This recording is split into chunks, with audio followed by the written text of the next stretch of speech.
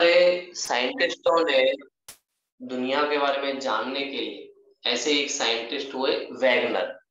Board visible है आपको? नहीं। यस सर, विजिबल है।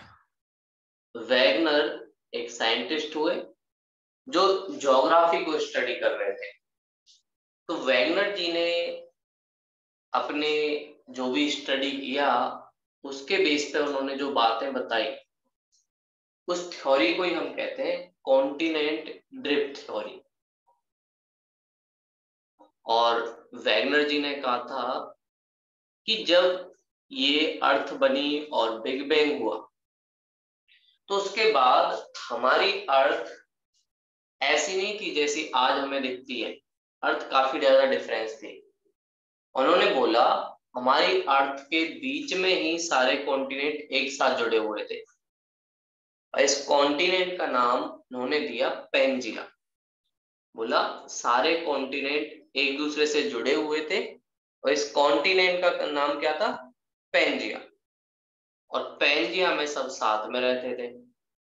और फिर सबने बोला कि इसके चारों तरफ क्या था? तो बोले इसके चारों तरफ ओशियन था और एक ही ओशियन होता था। इस ओशियन का नाम उन्होंने दिया पैंथालासा। पैंथालासा। फिर सबने बोला ठीक है, हमने बात मान ली आपकी वैगनर जी कि ये है, लेकिन लॉजिक क्या दोगे? कैसे ये पेंजिया अलग हुआ? कैसे ये पैंथालासा धीरे धीरे छोटा होता गया? तो उन्होंने बोला साथ में ही इस कॉन्टिनेंट जो इक्वेटर इसके बीच से जा रही थी 0 डिग्री वाली, इस कॉन्टिनेंट को दो पार्ट्स में डिवाइड कर रही थी। और इधर नीचे वाला जो कॉन्टिनेंट का पार्ट था इसे हम लोग बोलते थे अंगार गोंडवाना लैंड। गोंडवाना लैंड। और जो नॉर्दर्न हेमिस्फीयर वाला पार्ट है इसको बोला जाता था अंगारा लैंड। ऐसे उन्होंने अर्थ के कॉन्टिनेंट को डिवाइड कर दिया और बोले सिर्फ इतना ही नहीं था, इन अंगारा और गोंडवाना लैंड के बीच में एक सी था, छोटा सा सी। और इस सी का नाम था टेथिस सी। ये सारी चीजें वैगनर ने बताई। और वैगनर ने बोला गोंडवाना लैंड में कौन कौन इंक्लूड थे? इंडो ऑस्ट्रेलिया प्लेट प्लस में साउथ अमेरिका, अफ्रीका, ये सारी प्लेटें इसका पार्ट थी गोंडवाना लैंड का। हमारे देश में भगवान को भी ज्यादा माना जाता है तो उससे आप जोड़ सकते हो कि स्पिरिचुअल दुनिया से जुड़े हुए जो लोग थे वो गोंडवाना लैंड में थे। और अंगारा लैंड में उन्होंने बताया north America plus Eurasia. Eurasia मतलब यूरोप प्लस एशिया के कुछ पार्ट जो थे वो इसमें इंक्लूड थे। फिर हमने बोला अगर ऐसा था तो ये सारी चीजें अलग क्यों हुई? क्यों आज हमें 7 कॉन्टिनेंट दिखाई देते हैं, बहुत सारे ओशियन दिखाई देते हैं? और आप तो वैगनर जी बोले थे कि सारा पैंथला सा था, तो ऐसा क्यों हुआ? तो वैगनर ने बोला ऐसा इसलिए हुआ क्योंकि अर्थ पर क्लाइमेट चेंज हुआ। पहला तो इन्होंने बोला क्लाइमेट चेंज की वजह से ये सारी चीजें एक दूसरे से अलग हुई और अलग अलग कॉन्टिनेंट जब अलग होते गए उसके बाद ही हमें डिफरेंट डिफरेंट कॉन्टिनेंट के बीच में ये पानी जो है उभरा और अलग अलग ओशियन बने, जैसे इंडियन ओशियन, अटलांटिक ओशियन, ये सारे ओशियन डेवलप। और साथ में इन्होंने बोला, तो हमने बोला कुछ एरिया वेस्ट साइड कुछ एरिया ईस्ट साइड, ऐसा क्यों हुआ? तो बोले मून जो हमारा नेचुरल सैटेलाइट अर्थ था उसके ग्रेविटेशनल फोर्स की वजह से मून ने अपना ग्रेविटेशनल फोर्स लगाया और इस ग्रेविटेशनल फोर्स की वजह से ये सारा स्ट्रक्चर बना। और इस ग्रेविटेशनल फोर्स को काउंटर करने के लिए हमारी अर्थ ने अपना एंटी ग्रेविटेशनल फोर्स लगाया और इसकी वजह से ये कॉन्टिनेंट अलग अलग पार्ट में अलग अलग एरिया में डिवाइड होते हैं। तो हमने बोला कि भाई ठीक है वैगनर जी आपकी बात ये तो मान ली, लेकिन आप साबित कैसे करोगे, कैसे हम मान लें कि सारे कॉन्टिनेंट एक साथ जुड़े हुए थे। तो उन्होंने बोला अगर आप लोगों को बिलीव नहीं होता तो आप लोग वर्ल्ड का मैप देखिए, और वर्ल्ड का जब आप मैप देखोगे तो उसमें आप लोगों को एक चीज कॉमन दिखेगी, बहुत सारे ऐसे एरिया हैं जिनको हम लोग ज्वाइन कर सकते हैं।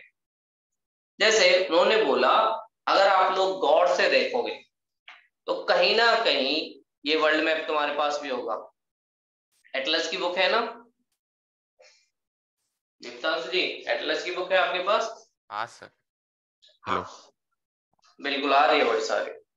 तो देखो इन्होंने बोला जब आप वर्ल्ड के मैप को देखोगे और एक चीज कॉमन दिखेगी आपको, ये जो ऑस्ट्रेलियन प्लेट है इस ऑस्ट्रेलियन प्लेट के बीच में गैप है, और इस ऑस्ट्रेलियन प्लेट के गैप में आप कहीं ना कहीं इंडिया को फिट कर सकते हो। ऐसे ही आप लोग देखोगे अफ्रीका, अफ्रीका कॉन्टिनेंट के इस वाले एरिया में आप लोग साउथ अमेरिका को फिट कर सकते हो, और इधर वाले जोन में कहीं ना कहीं जो ये रिमेनिंग पार्ट है उनको भी हम इंक्लूड कर सकते हैं। तो वैगनर जी ने बोला सारे कोस्ट और सारे कॉन्टिनेंट पहले एक ही स्ट्रक्चर से जुड़े हुए थे, इसलिए इनकी शेप को हम एक साथ अरेंज कर सकते हैं। तो आप देखोगे तो आपको भी ये चीज कॉमन दिखेगी, भाई हाँ वैगनर जी की ये बात तो कॉमन थी। तो फिर उन्होंने बोला अच्छा ये तो फिर पेंजिया का क्या हुआ, पेंजिया तो मान लिया हमने अलग अलग कॉन्टिनेंट में बदला, फिर पैंथालासा का क्या हुआ। इन्होंने बोला पैंथालासा को ही आज का हम पैसिफिक ओशियन कह सकते हैं, और जैसे जैसे ये कॉन्टिनेंट अलग होते गए तो उसकी वजह से अलग अलग छोटे छोटे पानी भरने की वजह से ओशियन बने, और इंडियन ओशियन और अटलांटिक ओशियन ये सारे ओशियन सामने आए।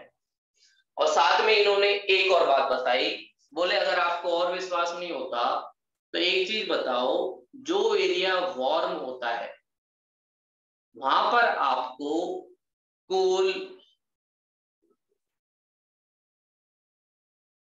ऑयल, साथ में आयरन, ये सारी चीजें दिखती हैं। लेकिन आप लोग देखोगे कि जो एरिया इक्वेटर के पास नहीं है उसके बावजूद भी वहां पर आपको कोल मिलता है।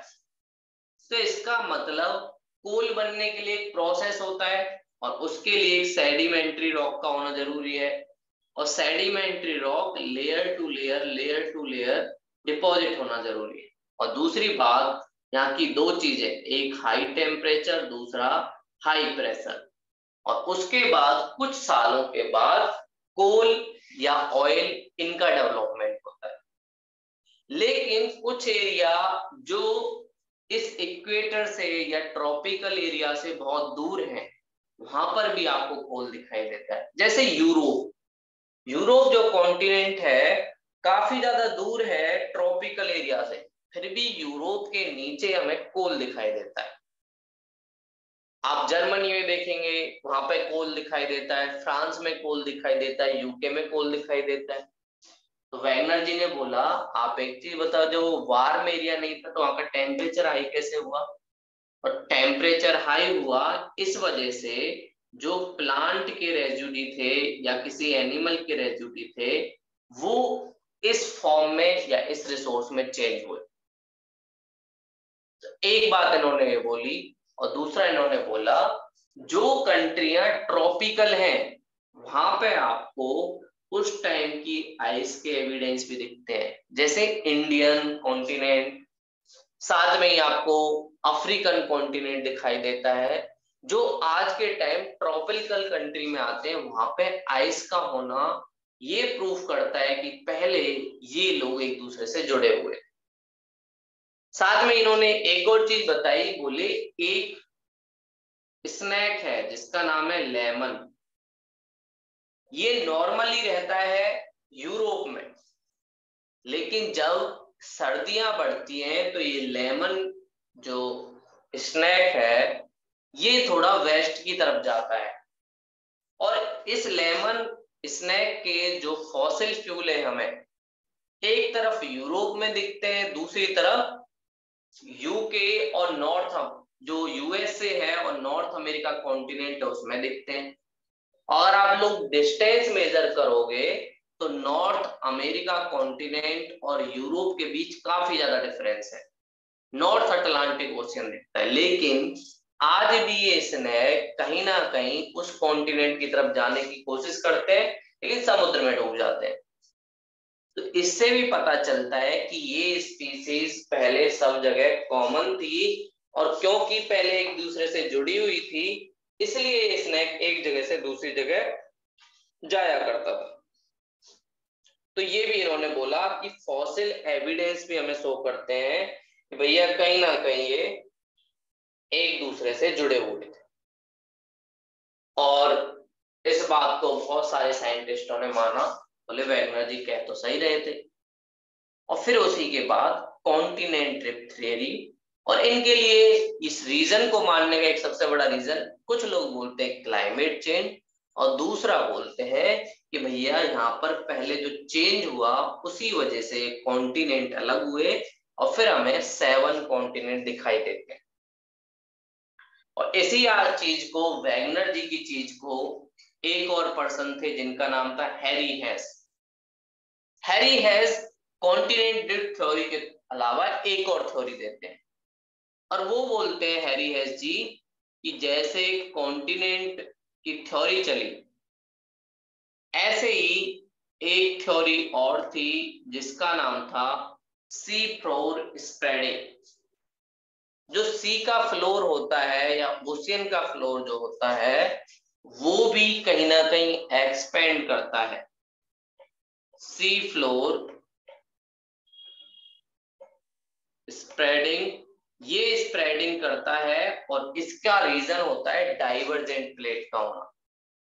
डाइवर्जेंट प्लेट की वजह से, डाइवर्जेंट मतलब जब दो प्लेटें एक दूसरे से दूर की तरफ जाए, उस वजह से सी का फ्लोर राइज होता है और सी के फ्लोर में कहीं ना कहीं एक यूनिटी दिखाई देती है, और इस वजह से सी पर भी कहीं ना कहीं एक्सपेंशन की जो पॉलिसी है वो हमें दिखाई देती है।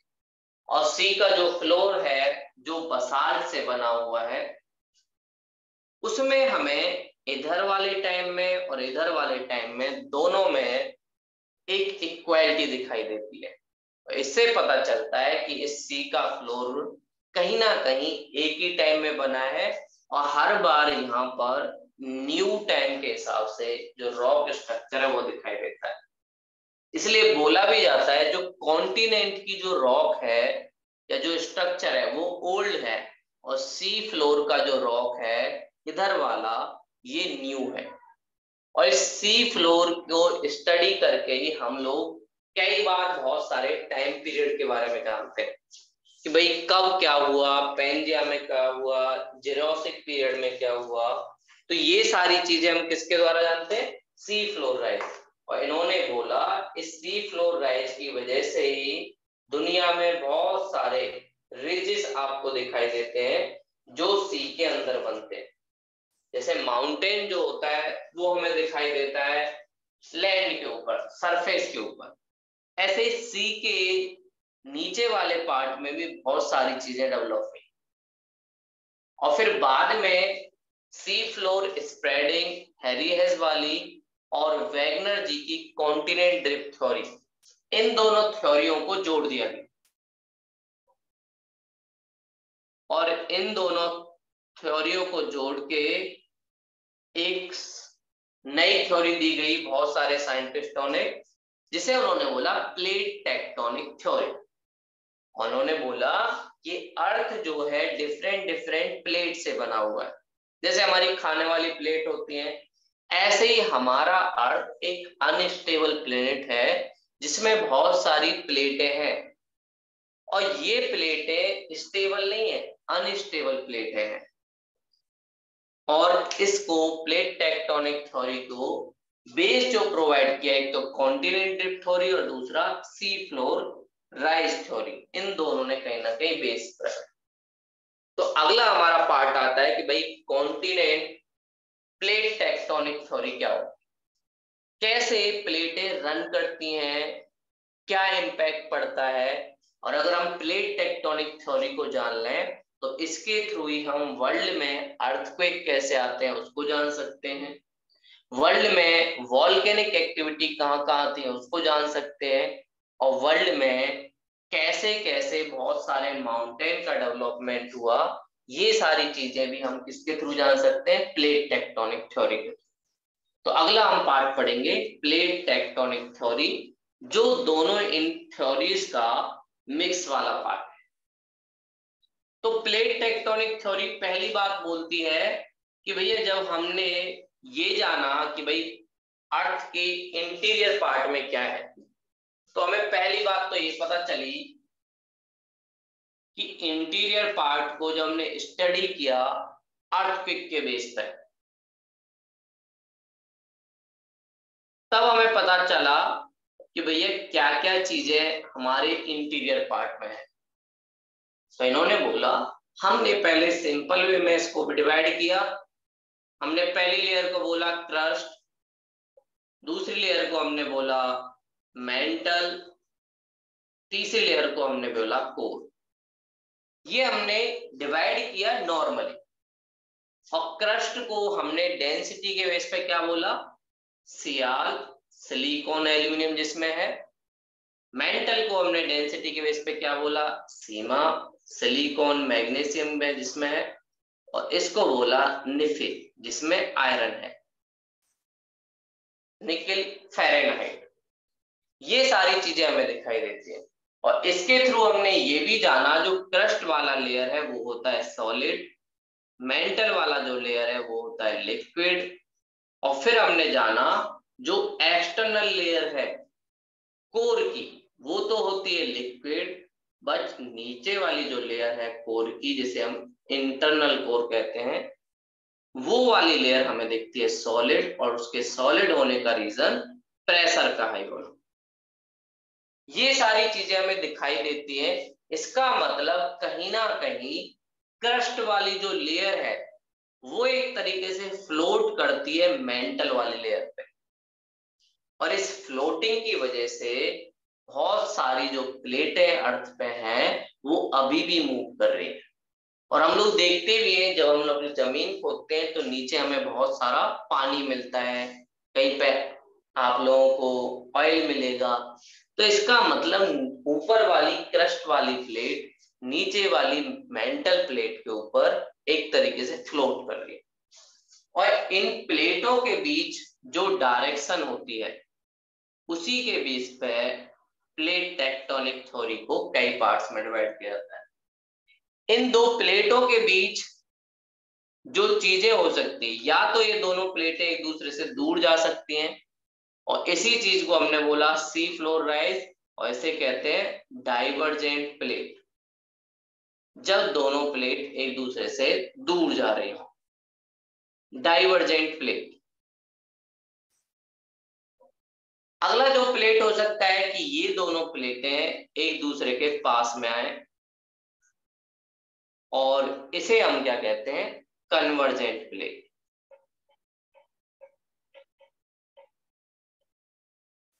और इन प्लेटों के मूवमेंट के बेस पर ही अर्थ पर हमें बहुत सारे स्ट्रक्चर दिखाई देते हैं। और एक और जो इनके बीच मूवमेंट हो सकता है वो है पैरेलल, जैसे ट्रेनें चलती हैं रेलवे ट्रैक पे, और पैरेलल या तो दोनों एक ही डायरेक्शन में हो या दोनों रिवर्स डायरेक्शन में हो। और इसकी वजह से भी कहीं ना कहीं एनर्जी क्रिएट होती है, इन दोनों के बीच फ्रैक्शन लगता है, और उससे भी हमें अर्थक्वेक दिखाई देता है।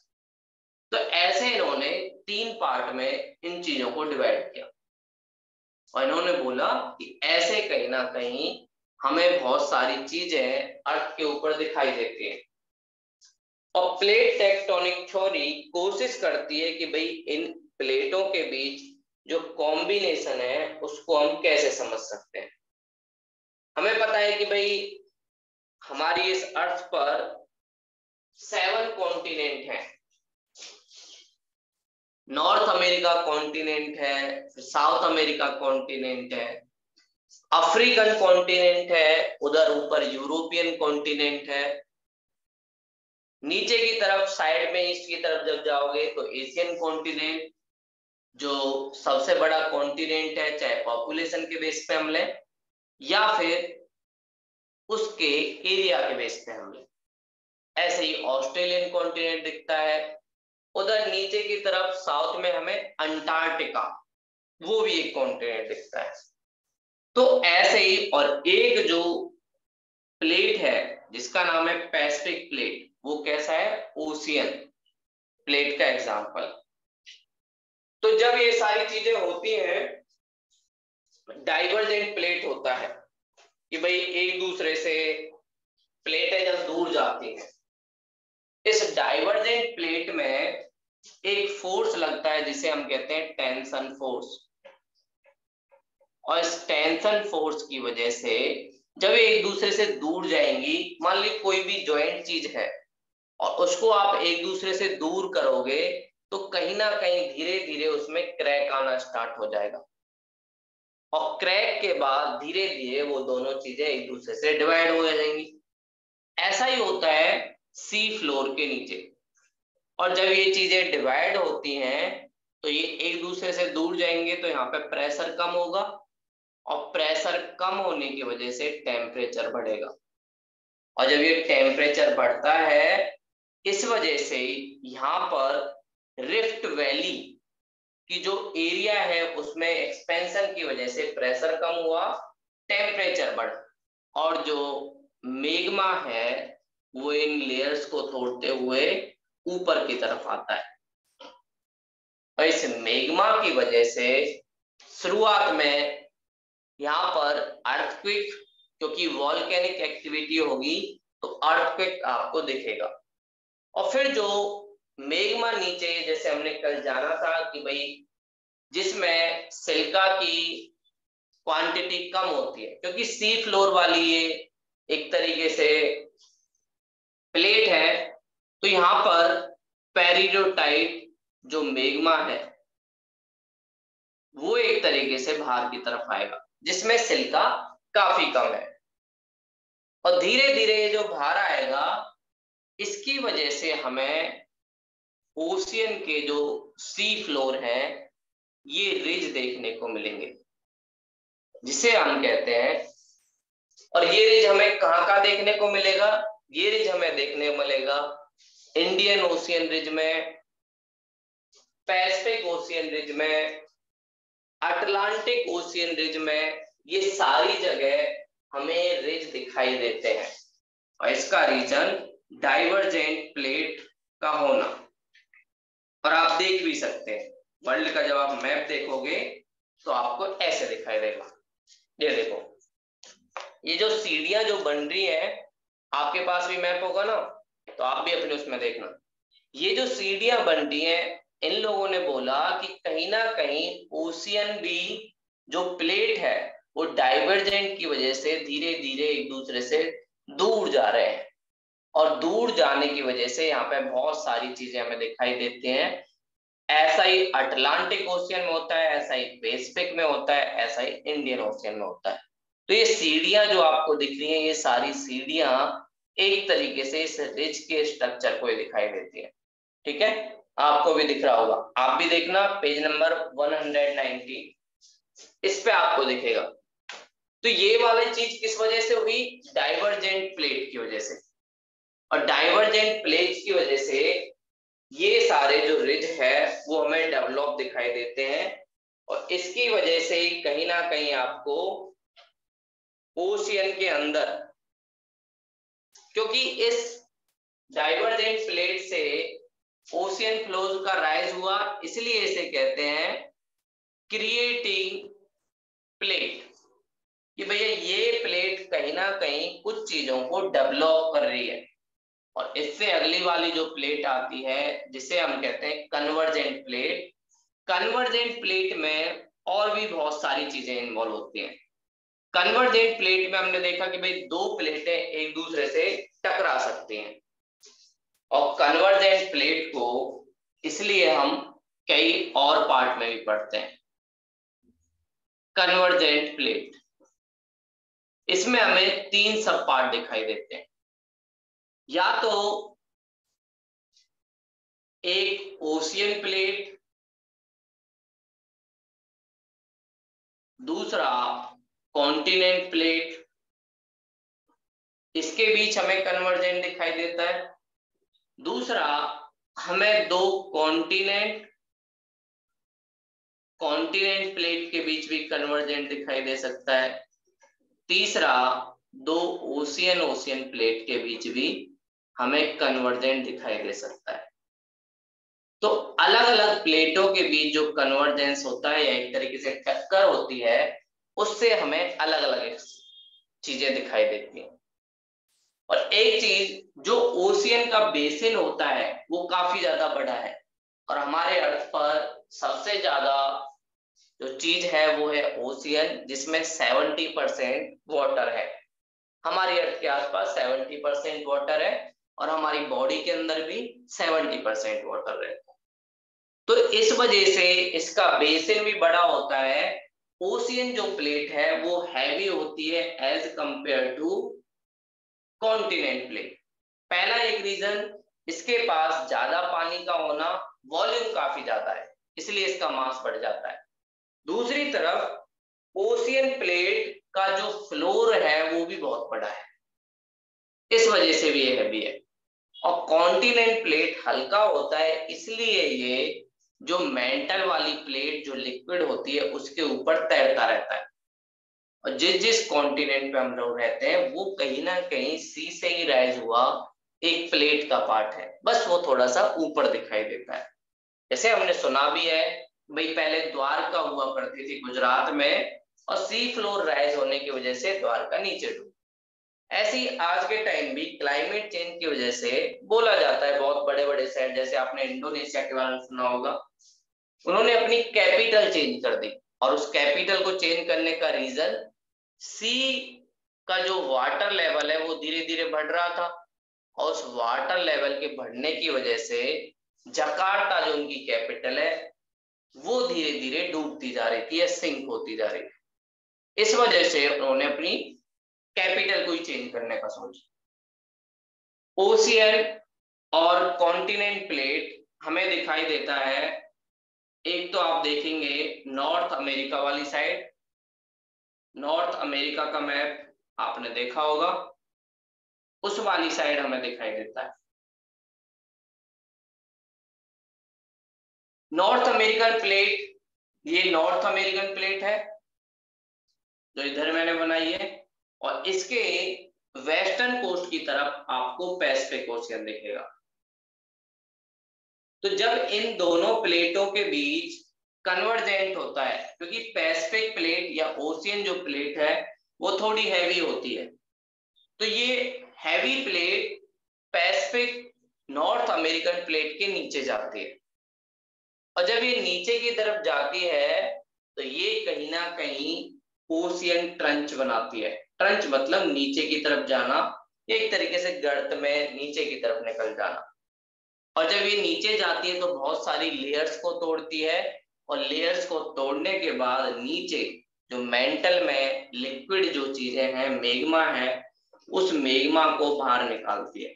और इस मेग्मा के बाहर निकलने की वजह से आप देखेंगे नॉर्थ अमेरिकन प्लेट, और ऐसा ही हमें एग्जांपल दिखता है south American plate.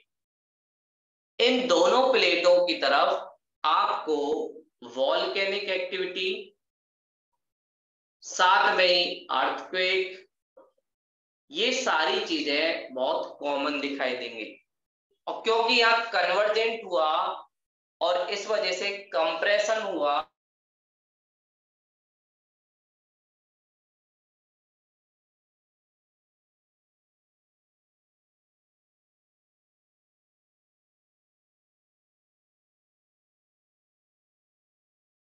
Hello sir, आवाज नहीं आ रही। एक मिनट रुकना, थोड़ा लाइट गया हुआ है।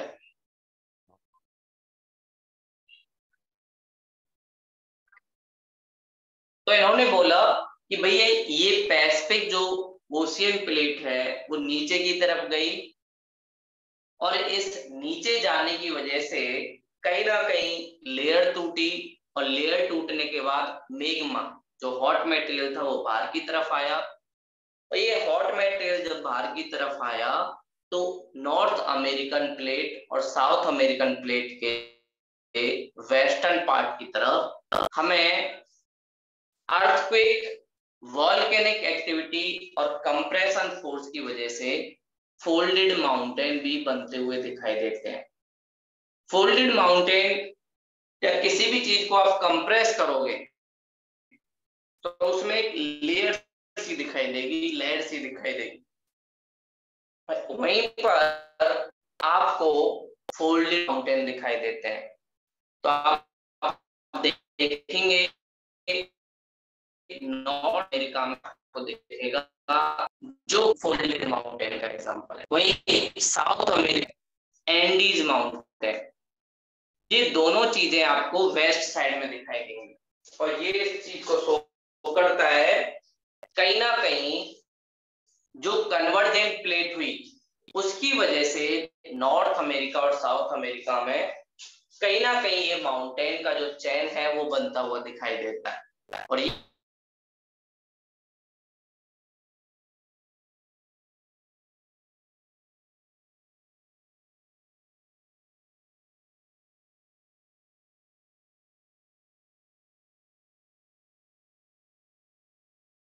में काफी ज्यादा एक्टिव चीजें होती रहती है, और ए अर्थ का एक एक्टिव पार्ट है। बाद में हम जानेंगे पैसिफिक सरकम बेल्ट, यह एक तरीके से पैसिफिक रिंग ऑफ फायर, जहां पर बहुत सारे हमें अर्थक्वेक, वॉल्केनिक एक्टिविटी, ये सारी चीजें दिखती हैं।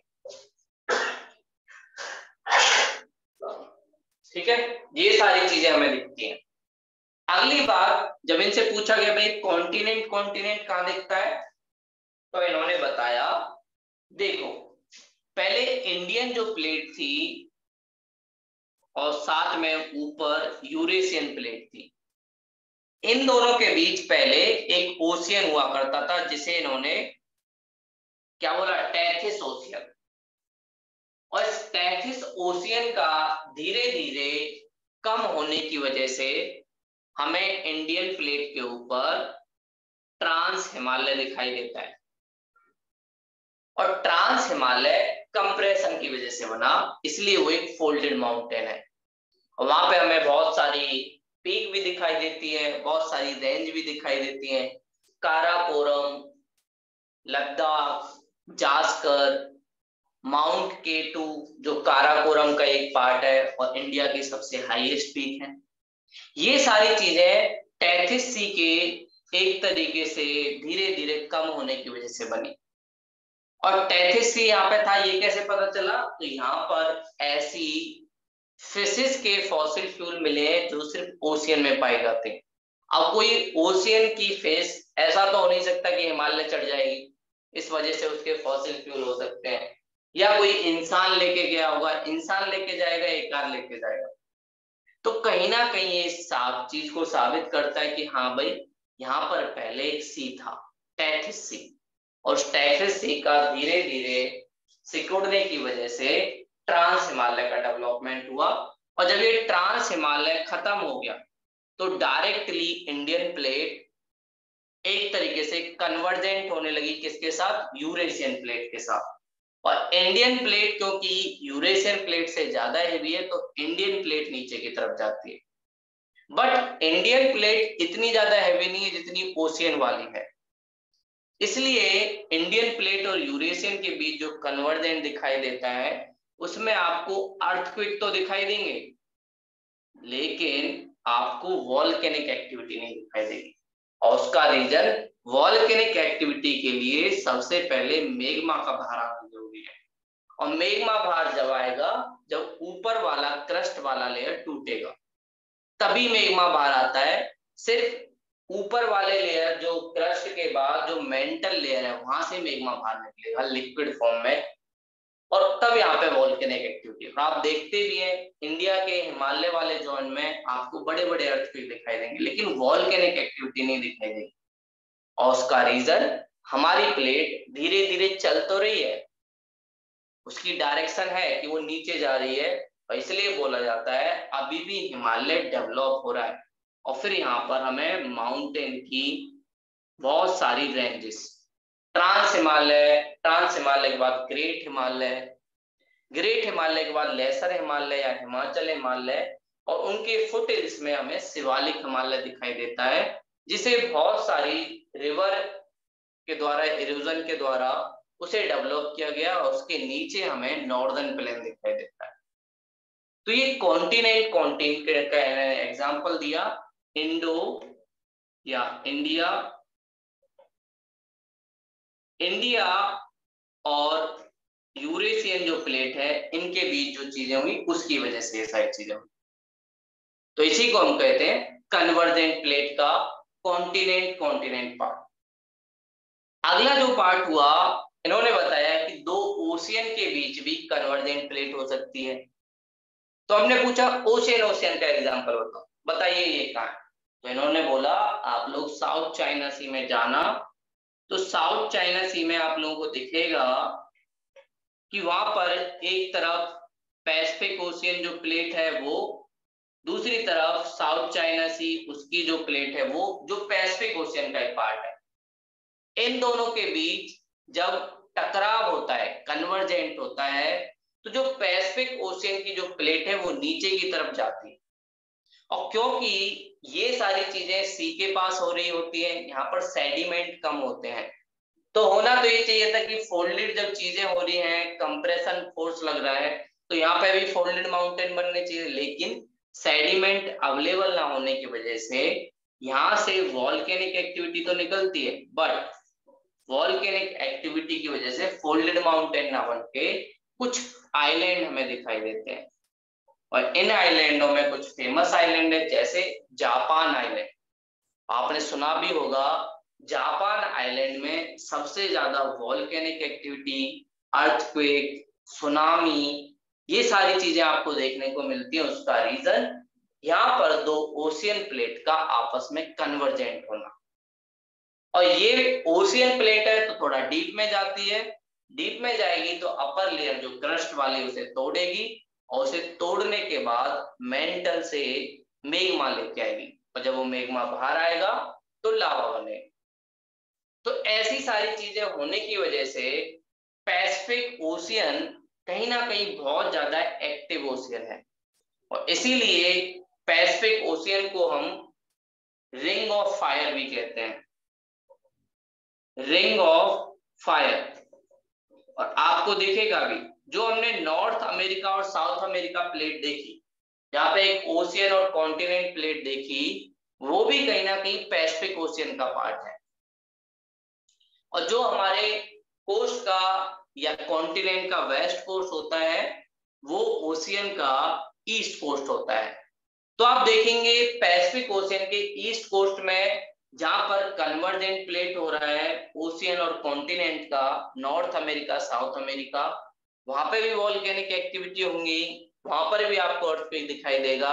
दूसरी तरफ उसके वेस्ट पार्ट पर, पैसिफिक ओशियन पर, जहां पर ओशियन प्लेट के बीच कन्वर्जेंट होगा, उस जगह भी आपको वॉल्केनिक एक्टिविटी और कुछ आइलैंड बनते दिखाई देंगे।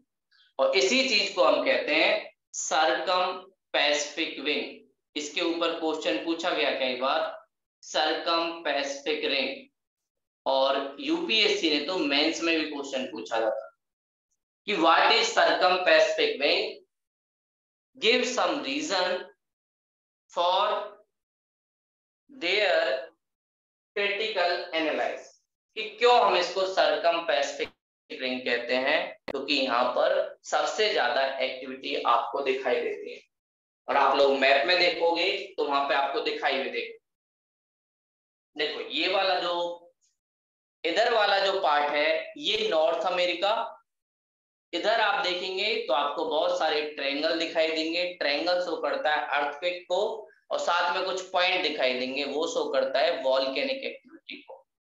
दूसरी तरफ आप लोग इधर देखोगे, जहां पर जापान और ये वाला एरिया है, तो यहाँ पर भी बहुत सारे वॉल्केनिक एक्टिविटी और आपको अर्थक्वेक के सिंबल दिखाई देंगे, और इधर इंडियन जो प्लेट है इसमें भी आपको दिखाई देंगे। तो तो ये सारी चीजें किस वजह से होता है? टेक्टोनिक थ्योरी की वजह से। और टेक्टोनिक थ्योरी इस चीज को बताती है, क्योंकि कन्वर्जेंट प्लेट में प्लेटों को बहुत सारा लॉस होता है, इसलिए इस प्लेट को क्रिएटिव प्लेट ना कहकर डिस्ट्रक्टिव प्लेट कहते हैं, कि भाई ऐसी प्लेट जहां भी होगी वहां डिस्ट्रक्शन होगा। और आप लोग देखते हैं हिमालय वाले जोन में बहुत बड़े बड़े अर्थक्वेक आते हैं, और आपने 2015 का नेपाल का अर्थक्वेक अगर सुना हो तो वहां पे बहुत बड़ा डिजास्टर आया, और उसका रीजन था हिमालय प्लेट का रन करना। हिमालयन प्लेट की स्पीड की वजह से कहीं ना कहीं जो माउंट एवरेस्ट या ग्रेट हिमालय वाला जोन है वहां पे सबडक्शन जोन बना, एपीसेंटर बना, और एपीसेंटर से अर्थक्वेक की जो वेव है वो बड़ी तेजी से आई। इस वजह से नेपाल का जो हिली वाला एरिया था वहां पे काफी ज्यादा डिजास्टर हुआ। तो ये वाले जो जोन हैं ये हमें टेक्टोनिक थ्योरी की तरफ चलते हैं कि कहां पर क्या क्या एक्टिविटी होती है। और साथ में आप देखेंगे जापान के पास सुनामी, सुनामी जो वर्ड है वो जापानी वर्ड ही है, और इनका मीनिंग होता है सुनामी का ऐसी ओशियन वेव जो कोस्ट की तरफ आए और दो थोड़ी सी हाई हो, या हमें एक तरीके से डिजास्टर या लॉस पहुंचा सकती हो, उसे हम कहते हैं सुनामी। और सुनामी आपको देखने को मिल जाएंगी जापानी कोस्ट के आसपास, और 2004 में तो इतनी तगड़ी सुनामी आई थी, और उसका रीजन था इस पैसिफिक ओशियन में एक बड़े वॉल्केनिक एक्टिविटी का होना। जब वॉल्केनिक एक्टिविटी हुई तो अंदर से एनर्जी डेवलप हुई, और उस एनर्जी ने अर्थक्वेक को डेवलप किया, और अर्थक्वेक जब डेवलप हुआ तो जो सी का जो फ्लोर था वो अनस्टेबल हुआ, और उसकी वजह से जो ओशियन की जो वेव थी उसको एनर्जी मिली, और जब ओशियन की वेव को एनर्जी मिली तो धीरे धीरे वो जैसे जैसे कोस्ट की तरफ आती गई, तो कोस्ट की तरफ आते आते उसकी वेवलेंथ में कमी आती है, और जब किसी चीज की वेवलेंथ में कमी आती तो उसकी फ्रीक्वेंसी बढ़ती, और ये एक नेचुरल डिजास्टर के रूप में चेंज हुआ। और इवन पैसिफिक ओशियन को पास करते हुए इसकी जो वेव थी वो इंडियन ओशियन तक आ गई, और इंडिया के तमिलनाडु, आंध्र प्रदेश इस कोस्ट पर भी काफी ज्यादा सुनामी का कहर हमें देखने को मिला, और बहुत सारे लोग मारे गए पूरे एशिया में। तो इतना बड़ा वॉल्केनिक एक्टिविटी जब होता है तब सुनामी का इम्पैक्ट इंडियन ओशियन तक भी आ सकता है। और ऐसा ही आपको देखने को मिलता है पैसिफिक ओशियन में बहुत सारे साइक्लोन बनते हैं, और वो साइक्लोन ओशियन से एनर्जी लेते हुए, रेनफॉल से एनर्जी लेते हुए इंडियन कोस्ट की तरफ भी आते हैं। और अभी भी आपने साइक्लोन के बारे में सुना होगा, बिपिरजॉय साइक्लोन जो अरेबियन ओशियन में आ रहा है, अरेबियन कोस्ट के आसपास। तो वहां पर आप देखेंगे कि बहुत सारा नुकसान होता है, गुजरात में हुआ, पाकिस्तान एरिया में हुआ, इंडिया के भी बहुत सारे एरिया में हुआ। तो ये भी इस चीज को प्रूव करता है कि यहाँ पर एक अनस्टेबिलिटी है, और इस प्लेट की वजह से कहीं ना कहीं ये सारी चीजें होती है।